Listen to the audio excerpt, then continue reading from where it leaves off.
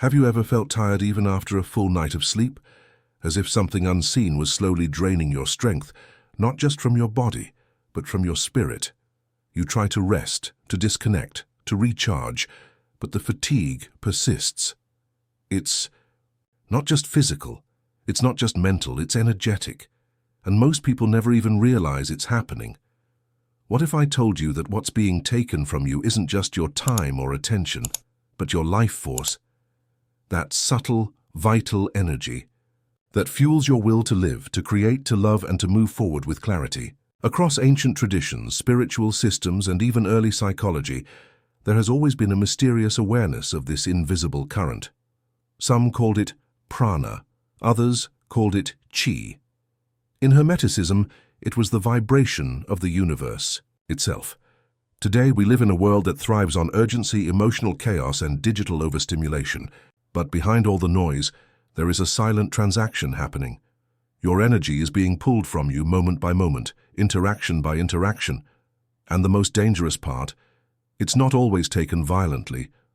Often it's given willingly, through your attention, your reactions, your need to belong, or your fear of being alone. This video is not just a reflection. It's a warning, and more than that, it's a return to self-awareness. Because if you don't learn to protect your energy, someone else will always find a way to use it. Life force is not a metaphor. It is not poetry or mysticism. It is real. And whether you call it prana, chi, spirit, or vibration, it flows through everything that lives, moves, and exists. According to the Hermetic teachings of the Kybalion, everything in the universe is vibration. Not some things, everything. From the densest matter to the highest spiritual plane, all is in motion. Nothing rests, it says. Everything moves, everything vibrates.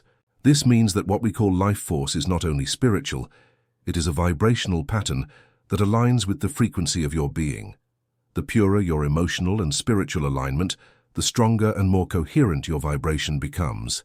And because this energy is invisible but powerful, it becomes one of the most valuable and vulnerable aspects of your existence. But here's the problem. The world doesn't teach you to protect this energy. It teaches you to spend it, to give it away for approval, for attention, for false connection. Every time you overextend yourself to be liked, to be needed, to be admired, you open channels in your energetic field.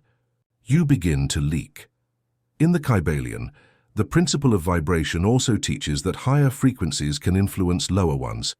This is not just abstract philosophy, it has psychological and emotional consequences. When you're surrounded by environments, people or digital content vibrating at fear, anger, or superficiality, your own frequency begins to respond. Not consciously, subtly. You feel heavy, anxious, or numb. You don't know why, but you are not yourself anymore. You've been tuned without even noticing. This is how the system works. You are trained to believe that your energy is limitless, that you can keep going, giving, producing, responding. But energy is currency. It is sacred. And those who understand how it works, whether spiritually or strategically, know how to take it from others to power their own systems. Advertisers, social engineers, emotionally manipulative people. They don't need your permission. They just need your reaction. And here's where the Kybalion becomes even more important. It doesn't just diagnose the problem. It gives you the key. It says that you can choose your own frequency, that by mastering your inner vibration, you become untouchable by the chaos around you. You rise above the unconscious current and begin to direct your energy consciously instead of being pulled into patterns of emotional theft. Your life force is the foundation of your spiritual sovereignty. It is not just something you have, it is what you are. How the modern world feeds off your energy. The modern world is not built to nourish your spirit. It is built to consume your energy, slowly, silently, and constantly. And the most dangerous part is that it does this while pretending to serve you. It offers convenience, connection, entertainment, but all of it comes at a cost.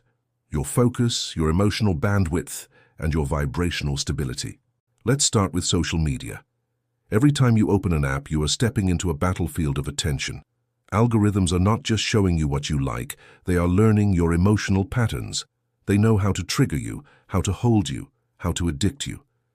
But more than that, they know how to drain you. That 30-minute scroll doesn't leave you energized. It leaves you subtly depleted, your thoughts scattered, your nervous system slightly dysregulated. You feel a little more restless, a little more disconnected, but you can't explain why. Then there are your relationships. When you live without energetic awareness, you enter relationships unconsciously, often through emotional wounds, fear of abandonment, or the need to feel needed. These relationships can become parasitic, not out of malice, but out of survival. People who have not healed will seek out others to emotionally feed off. They demand constant validation, reassurance, or emotional labor. And if you don't have boundaries, you become a silent supplier of energy to everyone around you. Even your workspace can become a system of extraction. You're praised for being productive, for being available, for always saying yes. But behind the praise is a structure that benefits from your exhaustion. When your value is tied to output, you begin to see rest as laziness, stillness as weakness. You internalize the belief that your worth comes from constant doing, and slowly you forget how to simply be. Add to this the emotional noise of the modern world, news cycles designed to provoke fear, entertainment saturated with superficial drama, environments filled with electromagnetic pollution and overstimulation. Your energy field becomes fragmented, and when your field is fragmented, you become reactive, suggestible, and emotionally open to manipulation. According to Hermetic thought, this isn't accidental. The lower vibrations of fear, chaos, and division are easier to control. The more tired, distracted, and emotionally unstable you are, the less likely you are to question the system that feeds on your life force. You become a passive participant in your own energetic erosion. But knowledge is power. Once you see how this world operates, you can begin to reverse it.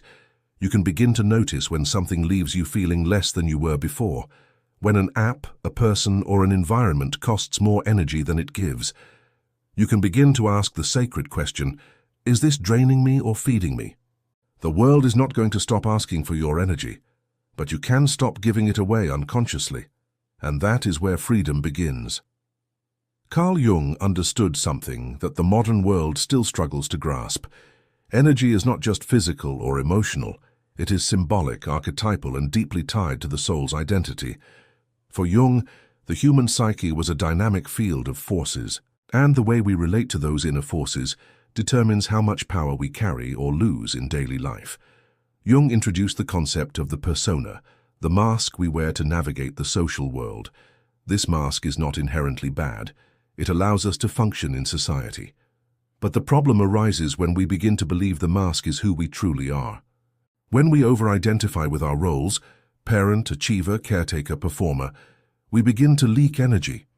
Because maintaining an identity that is disconnected from the soul requires constant effort. It is energetically expensive. Jung would argue that much of your exhaustion doesn't come from doing too much, but from being too much of what you are not. You're not tired because of your schedule. You're tired because of the inner tension of living out of alignment. When your outer world contradicts your inner truth, the psyche begins to fracture. That fracture becomes a leak, and the energy that should be fueling your evolution starts fueling your survival. This is where projection enters the picture. According to Jung, what we do not consciously integrate, we project onto others. If you've never accepted your anger, you'll see it in everyone else. If you've never made peace with your need for love, you'll attach obsessively to those who show you affection. And here's the energetic cost. Every projection is a transaction. When you project, you hand your power to the object of your projection. You become emotionally tethered to someone else's behavior.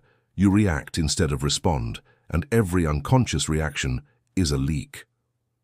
Jung also spoke of the shadow, the parts of ourselves we deny, repress, or reject. And yet, paradoxically, the shadow contains our greatest potential. The energy locked in the shadow is not evil. It is unclaimed. When we avoid it, we live fragmented lives, but when we turn toward it, we reclaim vast reservoirs of vitality. So what would Jung say to you now, in a world obsessed with performance and identity? He would say, turn inward, observe the mask, but do not worship it. Recognize your projections and ask what they reveal about you. Sit with your shadow and learn its language. Because when you bring light to the unconscious, you stop feeding the system that survives on your fragmentation. In the Hermetic view, as above, so below. What happens in your psyche happens in your energy field. The more aligned your identity becomes with your essence, the less you leak energy, and the more you radiate presence. Jung wasn't just talking psychology, he was describing spiritual sovereignty. You do not need more motivation, you need integration, and once your inner world becomes whole, the outer world loses its power over you. When you lack emotional sovereignty, your nervous system becomes a battleground. You are no longer the master of your inner weather. Instead, you're tossed between guilt, anxiety, approval, rejection, waves of emotion that aren't always yours. You become emotionally porous, absorbing the chaos of everyone around you without the filter of discernment. This is not sensitivity. This is energetic vulnerability. Emotional sovereignty means the ability to feel without being ruled. It's the capacity to observe your emotions and respond from a grounded place, not a reactive one. Without it, your life becomes a constant leak. Every trigger becomes a thief. Every conversation becomes a transaction. You wake up tired even after resting. You enter a room and immediately feel heavy. Your attention is fragmented. You sense something's wrong but can't name it. This is the price of not protecting your emotional field. Jung taught that the unconscious becomes fate when we refuse to make it conscious. The same is true for energy. When you ignore your internal signals, you become ruled by external stimuli. Your boundaries weaken. You become energetically open, and that openness becomes dangerous when it's not paired with awareness. You overshare, you over-apologize, you overcommit. You give without checking if you have anything left to give. This is not generosity, this is energetic depletion masked as compassion. Over time, this chronic overextension results in emotional burnout. And unlike physical exhaustion, this form of depletion isn't solved by sleep.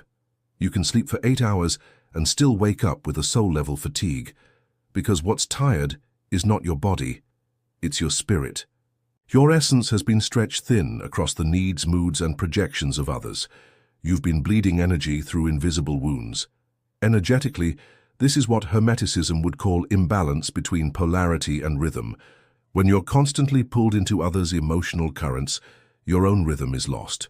Your emotions swing like a pendulum, not because you're unstable, but because you're not rooted in your own frequency. And without grounding, your energy becomes easy to hijack. People sense they can get a reaction from you. They know exactly how to pull you into conflict, doubt, or self-abandonment, and they do again and again. But here's the hidden cost. When you live in reaction, you're not creating your life. You're surviving it. Every day becomes about managing others' emotions instead of honoring your own. You become emotionally enslaved, not because anyone chained you, but because no one taught you that you had the key. Regaining sovereignty doesn't begin with setting boundaries. It begins with remembering that your energy is sacred. You are not here to leak your light for the comfort of others. You are here to stand in it fully. And yes, this might upset those who depended on your silence, your compliance, or your emotional availability. But that's not your burden to carry. Your only responsibility is to reclaim the throne of your own being. Because the cost of lacking sovereignty is far greater than the discomfort of claiming it. The importance of sacred silence and isolation. There is a type of silence that doesn't come from the absence of sound, but from the withdrawal of energy. It is the silence that begins when you stop explaining yourself, stop performing for approval, and stop reacting to every emotional wave around you. This is not loneliness, it is sacred isolation, and it is in this quiet space that your true self begins to speak. In a world that constantly pulls at your attention, silence is an act of rebellion. It is the refusal to be defined by noise, distraction, or urgency. And yet, most people avoid silence not because they dislike it, but because they fear what they might hear. Without external voices to drown it out, your internal chaos becomes deafening. That is why sacred silence is not just restful, it is purifying. It forces you to confront what you've been avoiding, and in that confrontation, you begin to reclaim the fragments of yourself that have been scattered. Isolation in its sacred form is not escapism, it is alignment. It is the temporary removal of outer stimulation so that your inner world can recalibrate. When you remove yourself from environments that drain you, people who consume you, and expectations that distort you, your energy begins to return home. You start to notice the subtle frequencies that once guided you before the world got too loud. Your intuition sharpens, your nervous system softens, your thoughts become clearer, not because life got easier, but because your soul finally has space to breathe. Hermetic principles remind us that all energy moves in cycles. Just as the tides withdraw before they return, your spirit sometimes needs to pull back to renew. This is the principle of rhythm in action. If you never step back, if you never retreat into solitude, you are violating your own energetic rhythm. You cannot be in constant output without eventually losing signal. That is why every mystic, sage, and awakened soul throughout history practiced solitude, not to isolate themselves from others, but to return to the source within. In sacred silence, you remember that you are not your persona. You are not your role, your performance, or your emotional history. You are consciousness, embodied. You are the observer behind the thoughts, the awareness beneath the feelings, and only in stillness can that realization fully awaken. When you unplug from the matrix of social conditioning and emotional entanglement, you stop leaking energy. You stop absorbing noise, you become whole again. And yes, this process can be uncomfortable. Your ego may resist, your mind may panic. But if you stay with the silence, if you breathe through the discomfort, you will cross a threshold. On the other side, there is peace, a type of peace that cannot be bought, faked, or forced. A peace that comes from knowing that you are no longer a puppet pulled by emotional strings, but the one holding the thread.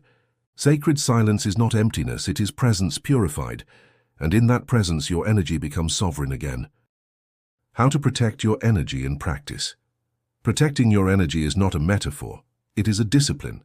Just as you wouldn't leave your front door open for anyone to walk in, you must learn to set boundaries around your emotional and spiritual space. Because every interaction, every environment, every thought has an energetic cost.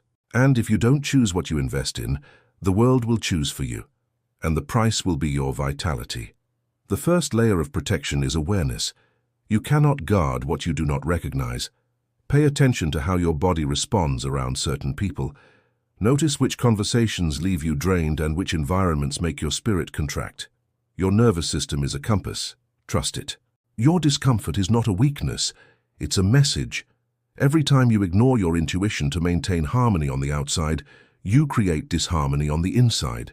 The second layer is intentional withdrawal. Not every battle deserves your presence. Not every emotion requires a reaction.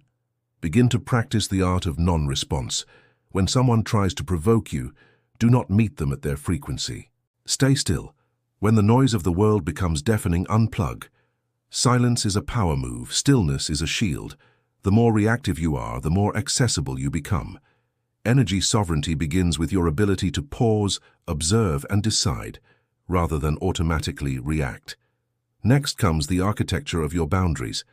Real boundaries are not walls built in fear. They are gates designed with clarity. They do not keep love out. They keep distortion out. Boundaries are not for controlling others. They are for regulating yourself. Saying no is not rejection. It is redirection. The moment you stop apologizing for protecting your peace, you start living from your center. Do not shrink your truth to fit in. Do not dilute your presence to avoid judgment. Your energy is sacred.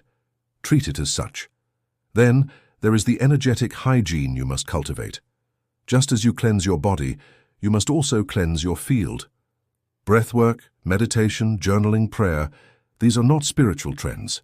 They are survival tools for a soul living in a noisy world. Use them not just when you're overwhelmed, but as a daily practice of remembrance. Clear the cords. Reset your intentions. Speak life over yourself. Your spiritual field is malleable. Treat it with reverence. Finally, and perhaps most importantly, remember who you are. Identity is the foundation of all energy. If you see yourself as powerless, your field will collapse under pressure. But when you root your identity in your higher self, in the divine image that transcends circumstance, you become unshakable. You are not just protecting energy. You are embodying a frequency so strong that it transforms what it touches. Protecting your energy is not about living in fear, it's about living in truth. It's about walking through the world with discernment, not paranoia. With clarity, not control. With presence, not performance. And when you protect your energy consistently, you no longer need to chase peace. You become peace. They will keep trying. The noise will get louder. The demands will multiply. The world is not designed to protect your energy. It is built to extract it. It rewards urgency, glorifies exhaustion, and disguises burnout as success. But you were not made to live as a battery for a system that profits from your disconnection. The truth is, no one will come to save your energy. That responsibility and that power is yours alone. And when you remember this, something shifts. You stop looking for permission. You stop waiting for the perfect moment to reclaim yourself. You stop being available to people who only know how to take. You start becoming the guardian of your own frequency. The ancient texts, the mystics, the sages, they all knew. The secret is in your state of being. What you radiate is what you attract. What you allow is what you reinforce. What you protect is what will grow. You are not here to be drained, to be diminished, to be defined by chaos. You are here to remember, to rise, to reclaim your spiritual sovereignty. So the next time life pulls you into noise, return to your center.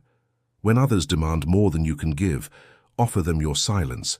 When the world tries to rush you, move slower. When they steal your attention, take it back gently, fiercely, completely. This isn't about escaping the world. It's about walking through it, rooted in your essence. Because when you are aligned with the truth of who you are, you become untouchable. Protect your energy, not with fear, but with presence, not with armor, but with clarity. And never forget, your life force is not just yours to protect. It is yours to embody, fully, unapologetically, and sacredly. If this message awakens something within you, don't let it get lost. Subscribe to the channel to stay aligned with future insights. Like this video to strengthen the frequency we're building together, and hit the bell icon so you never miss a moment of real connection.